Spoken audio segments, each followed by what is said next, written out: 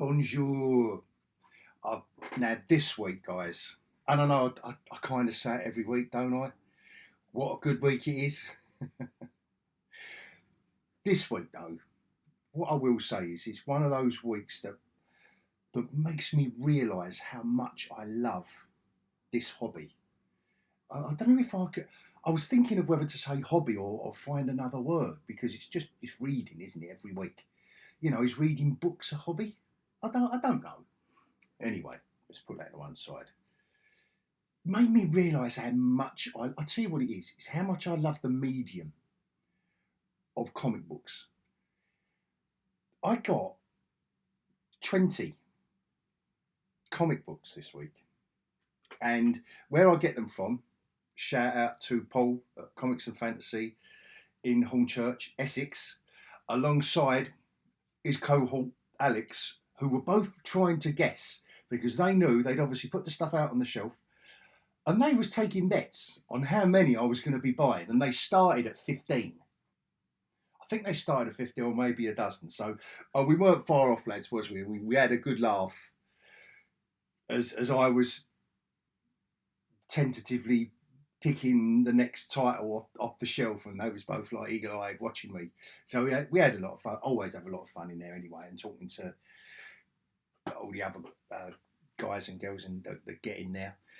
But anyway, so back to this week. But before I do start, I've just gone over the 20,000 subscriber mark before I've done this video. So I've got to thank you all. It really does mean a lot to me. And without getting all gushy about it, it really does, because this can be a lonely hobby, comic collecting. When I first started, it was a very lonely hobby back in the grim days of the mid-70s. Yes, I know. geekyOlhog, remember? Remember? That's what it says on the tin. It's old. Now it's not as bad because you have got online forums and you have got you have got YouTube and things like that. So we are all a lot more connected. So I love you for that. You mad, sexy people, for pushing me over the 20,000 subscribers mark. And I am noticing as well, another big thank you to all of you that are liking, but more particularly commenting on my videos. I've just noticed a little, I know I've been banging on about it, and I'm glad I have banged on a bit, because it does seem to be, and I will continue to, because that is the bit I really do enjoy, is getting into it with you guys.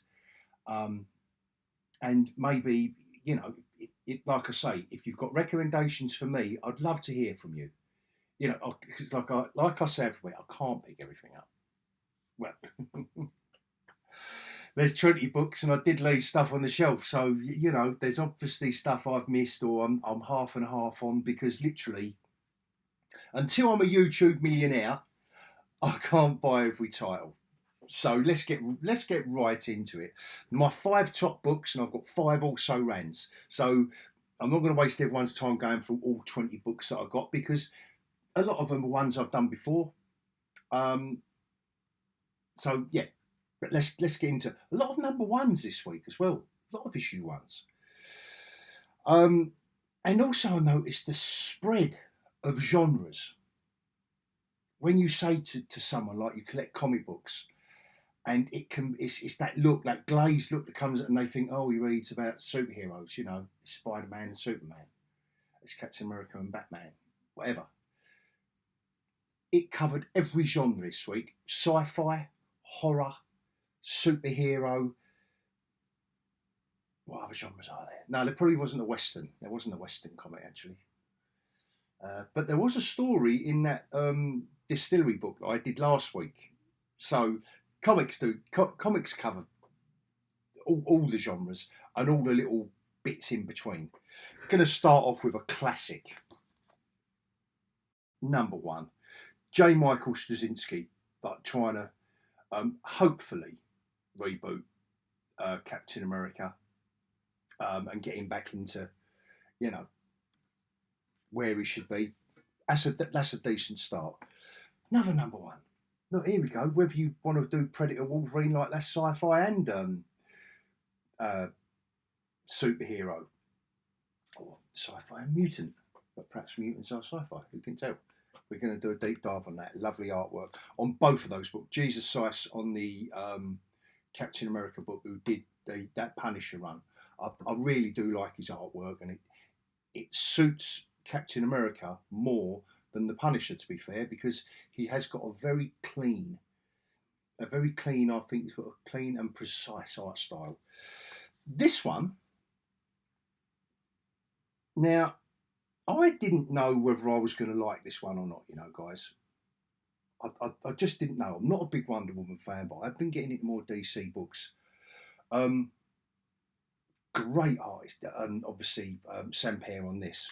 Sorry, you know, I forget his. Now I'm doing credits. Daniel Sampere, lovely art. I've seen his artwork before, but there's lovely artwork. I do apologise if these covers are being blurry. I don't know what's going on there, but anyway, I'll adjust the lens when we do the deep dive so you can get a good shot of the covers. Now this, apart from the cover, one thing I will say about this, I thoroughly enjoyed this first issue, and the new artist on this, I've never seen him before. Gleb Melnikov. But the cover, I mean, they fashioned Superman after Mick Jagger. You have a look. So that ain't going to be on cover of the week, guys. But I've been enjoying this Superman, this new Dawn of DC one. You don't see him a lot, really. Superman doesn't really do a lot. He doesn't jump over tall buildings or stop steaming locomotives, really. But he's doing enough. You know, he's one of them characters that you need an ensemble cast. And that is what I think they're doing a really good job of. Everyone else, because Superman, like I say, you are limited in your approach. And again, I know I have put this in my top 5 Guardians of the Galaxy. This was like another self-contained story, but they are all linking up. So they are obviously going to do the trade paperback. They've got to, haven't they? They're obliged to. And it wasn't Kev Walker on the art. It was someone else that I haven't heard of. Alex Lin's guest artist. And I'm throwing it into the deep dives because he's done some really beautiful, where it's about Grootfall, he done some really beautiful artwork, and you could tell that, you know, that level of detailed art, he could never make a living out of doing, well, unless his page rate is really, really, really good. Because you couldn't accomplish that on a regular monthly book, the amount of detail. But I'm glad he did. The also rans.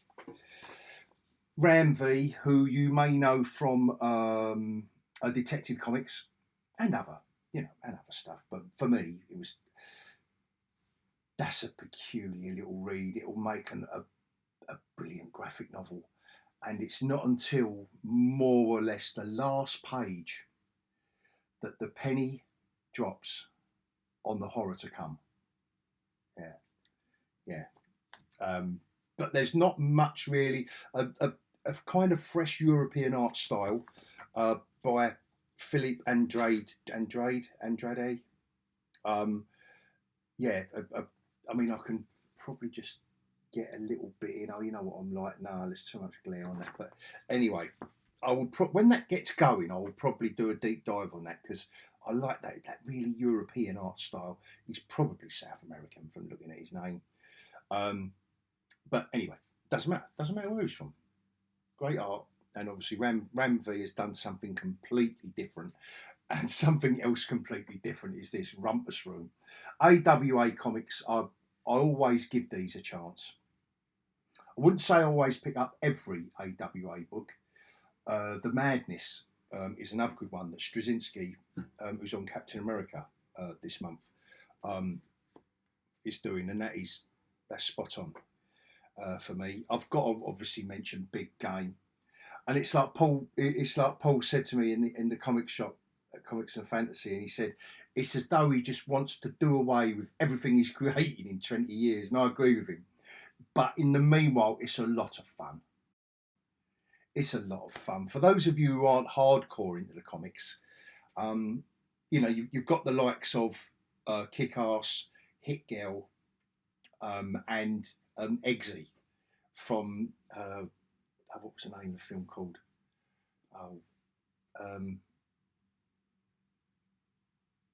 They just done a sequel to it recently, didn't they? Oh, anyway, there's me having a senior moment. I'll remember it tomorrow, and I'll put a comment on my own video what the film was. With Egerton, his name is, isn't it? Why am I thinking Tara? That's a girl though, isn't it?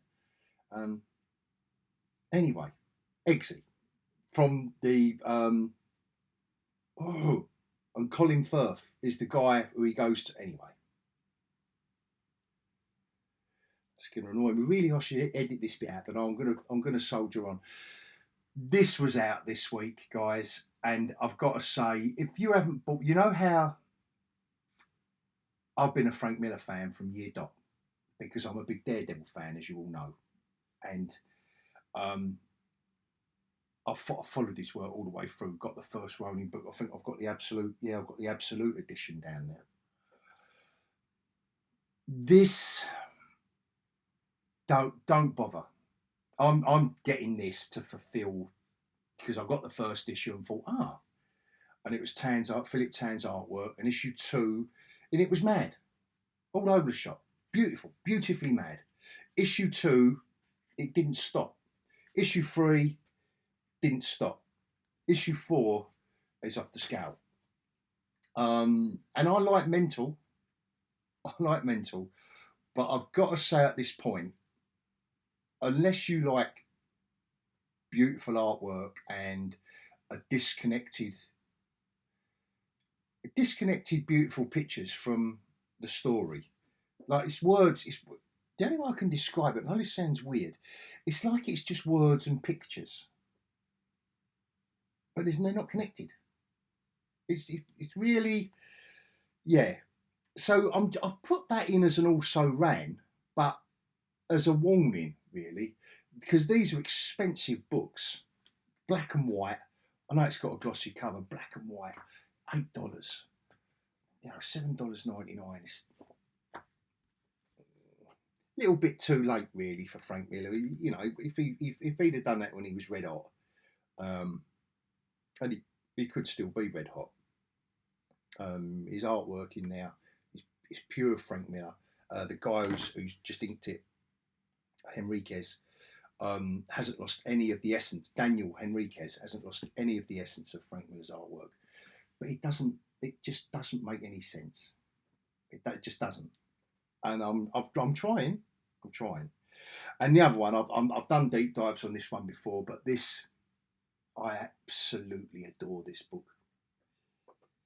I really, really do. So that's the also rans. I will limit my ramble to that. I can't think of anything else. No, it was, like I say, I can't go through every book. Join me after the scroll for a deep dive on my top 5.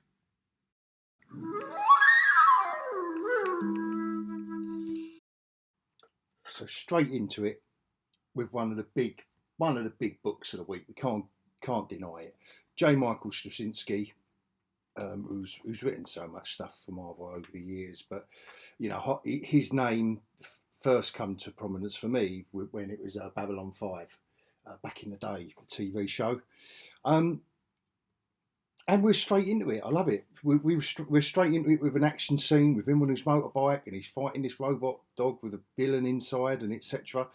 And then from there, we get into a more subdued storyline, basically going backwards and forwards. Obviously, it's titled Beginnings, so I'm not saying I didn't enjoy this.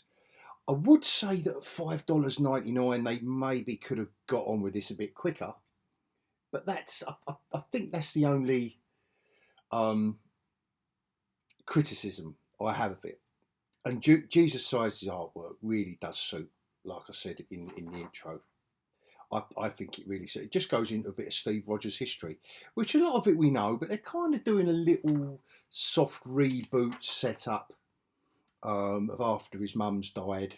You know, there's the landlord kind of kicking him out, but has let him go as long as he can because of, you know, out of respect for his mum and etc. So they are sitting up and he's moving back into that flat. This is quite nicely done, where he's obviously just wiping a tear away, and this is what Disney Marvel can't do. Just let the story tell the story. The pictures, sorry, tell the story. Just wiping a tear away and walking in and then resuming. Just that pause. They just can't do it. That would be words. Sue Storm turns up, which was a bit out of left field, I think, but he goes on an adventure. You know, gives us opportunity to show us what he can do. You know, this is all good stuff. He goes off into the negative zone or wherever. Is it the negative zone he went off to? But anyway, he helps the Fantastic Four. He's the only one about for some reason. But then he's back, and then he's doing, you know, he's back on the street level stuff. I don't know what this is, whether or not that is a fault of the printers or whatever. But anyway, and then we're back to real life matters, like when he's younger. Yeah, it's a little bit backwards and forwards, but nicely. It was nicely done. And now we've got the setup with these characters. We've got the setup now for the new things to come, and it was an intriguing setup. We don't really know who these. Well, we don't know at all who these characters are. You know, we're back again. But like I say, there's not a lot going on in this issue. And I won't reveal what's going on on the last page because that's what all of this setup is for. But it was titled Beginnings, and I've got a soft spot for Captain America. So that is literally why I wanted to do the deep dive, and with the Jesus size artwork. On to more action-packed. This just starts off bang. This just starts off. We just know what's going on, and this is Wolverine's narration, and we just know. And a great art job by Ken Lashley on these scenes. I think, yeah, and then Greg Land does these kind of like flashback ones. So we're back in like when he, you know, we're going back to the Logan days. So that's Greg Land artwork, but nevertheless, you can see. Yeah, like I say, it does everything it says on the tin, this comic book, and I thoroughly enjoyed it, from these young Logan scenes to, you know, present day.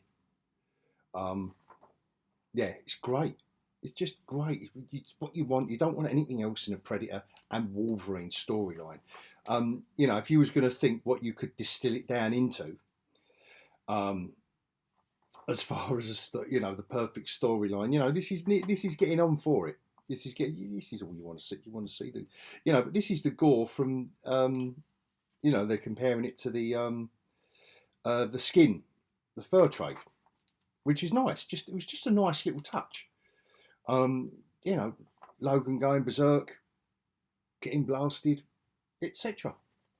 So thoroughly recommend that. It does what it says on the tin. 100% for that one. No messing about, no ambiguity. And the other number one this week, or one of the other issue ones, never been the biggest. I've always drifted in and out of the Wonder Woman stuff. Tom King, you know, he can be a divisive writer, and from the beginning, it does seem like he's up to his old tricks again, and he's making her, or say he's making her. He's writing this character as killing 19 men in a bar, 19 men, and leaving 2 women alive, and that's where this story is set off. And you kind of roll your eyes a little bit because this is another character called Sergeant Steele, who is tasked with tracking down Amazonians, and that is the catalyst. That bar fight, bar murders, And then we get some really nicely. So this Sergeant Steele character is taking his SWAT, his army squad, to a house where they're going to evict Amazonians and take their adopted kid off them. And here she is. She turns up, and this is what happens. They've got special bullets for the Amazonian armour now. It gets political. It does. There's a lot of real world stuff going on here. And I don't hate to say it, but it does work. It does work. There's a lot of modern world issues that are going on in this story.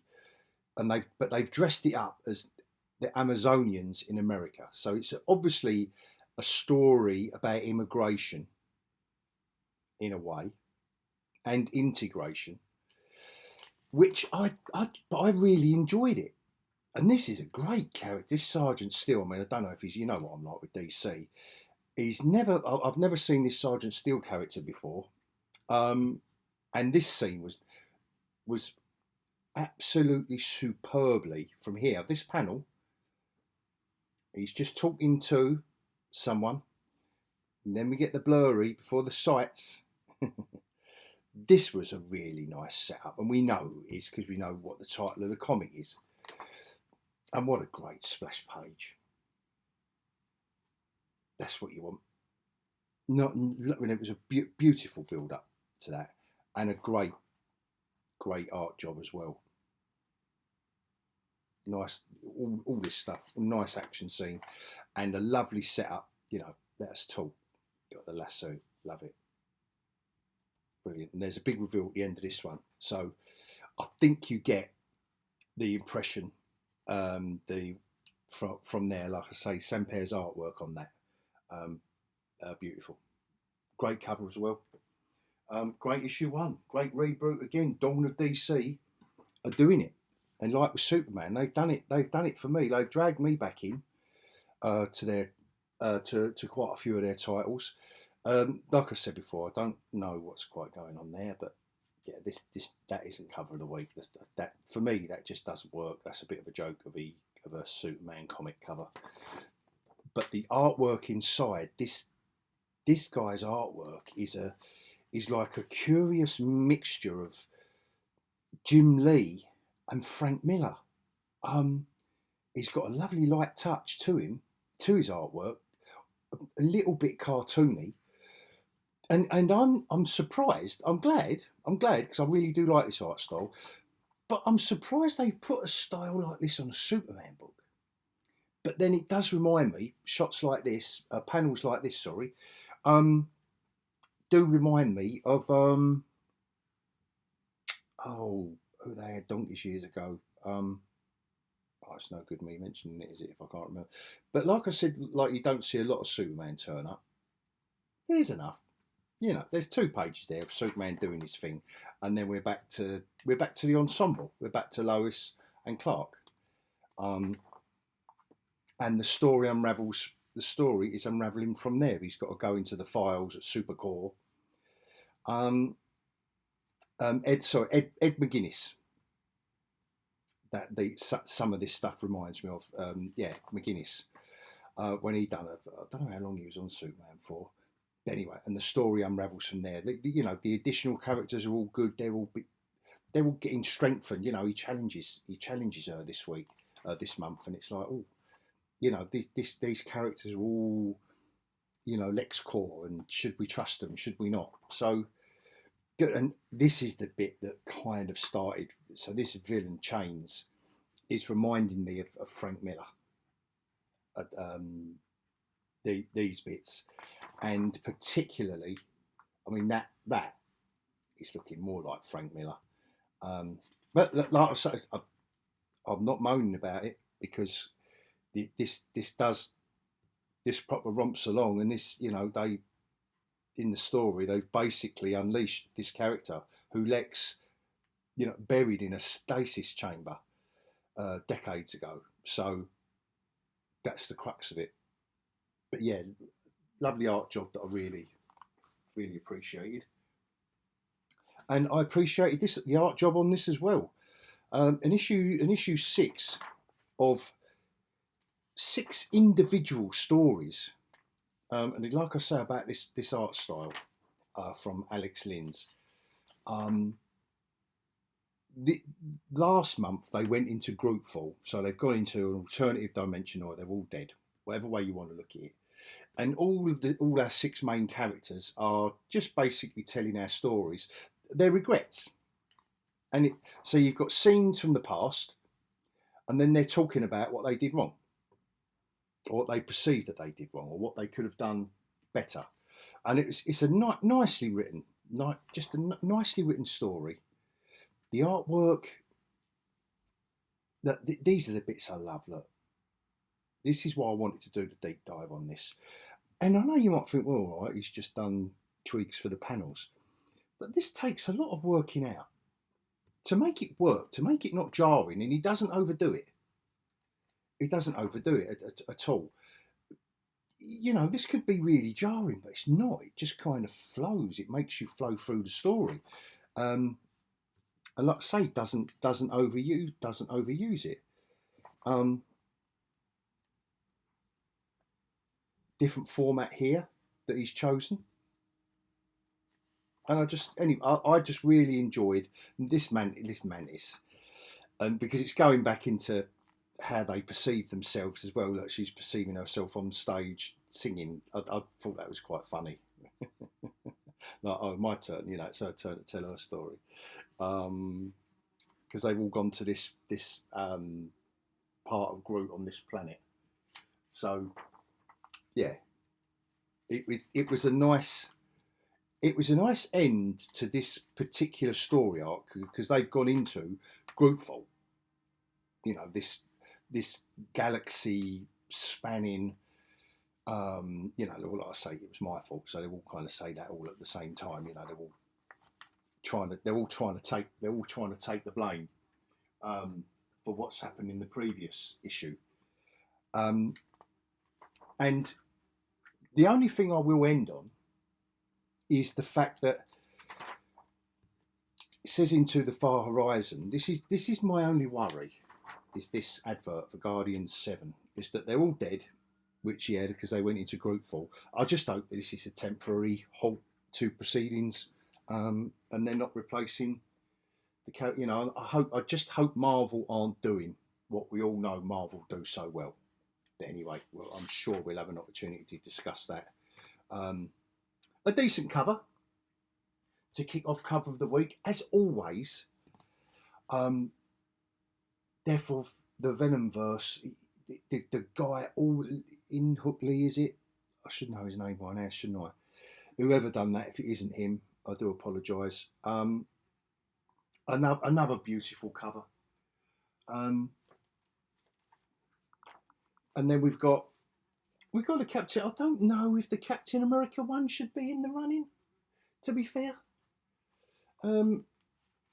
I think the Wonder Woman one has, because if anything's going to say Wonder Woman on an issue 1, then that is going to say it. And other than that, it wasn't really the most like outrageously brilliant week for covers. As much as I've bought 20, you know, I do want to just show off that cover, just for the lovely art style. There's something, I don't know what the classical artist is that this is reminding me of. I'll have to do a little bit of research. I'm sure this is reminiscent of, you know, a classical painting artist. That's a great cover. If you're going to do it, like I say, just do it. Don't shy away from it. Embrace it. You know, the Captain America one, could it be a bit more dynamic on an issue 1? I think it could, to be fair. There's not anything going on apart from when you've got 6 characters in your comic. I suppose you've got to, you know, you've got to show it off. I do think it's between these two, and for, you know, two completely different reasons, really. I mean, you do want to see the main character in it, but she's not really doing a lot. But it's a striking cover. It's nice. I think it's a lovely design.